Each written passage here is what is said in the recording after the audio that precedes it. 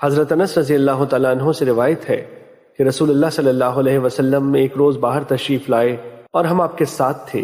آپ نے ایک اونچا سا قبہ دیکھا تو فرمایا یہ کیا ہے؟ آپ کے صحابہ نے عرض کیا یہ ایک انصاری شخص کا ہے۔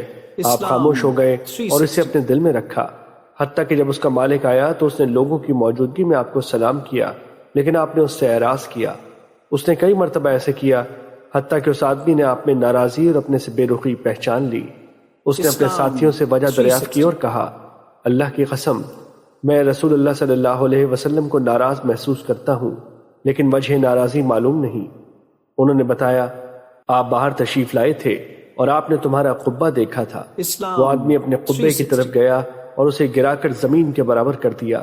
پھر ایک روز رسول اللہ صلی اللہ علیہ وسلم باہر تشریف لائے تو آپ نے اس قبے کو نہ دیکھا تو فرمایا قبے کو کیا ہوا؟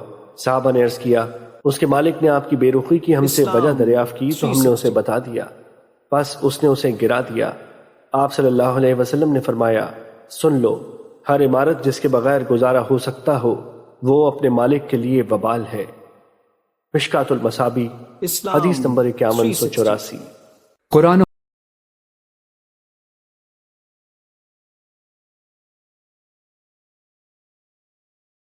حضرت ابو ہاشم بن عتبہ بیان کرتے ہیں رسول اللہ صلی اللہ علیہ وسلم نے مجھے وصیت کرتے ہوئے فرمایا تمہارے لیے اتنا مال جمع کرنا ہی کافی ہے کہ ایک خادم ہو اور اللہ کی راہ میں جہاد کرنے کے لیے ایک سواری ہو۔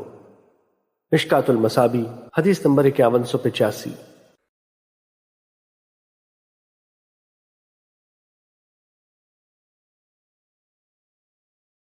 حضرت عثمان رضی اللہ تعالیٰ عنہ سے روایت ہے کہ نبی صلی اللہ علیہ وسلم نے فرمایا انسان کو ان تین چیزوں رہائش کے لیے گھر، سطر ڈھانپنے کے لیے کپڑے اور روٹی پانی کے سوا کسی چیز کا حق نہیں۔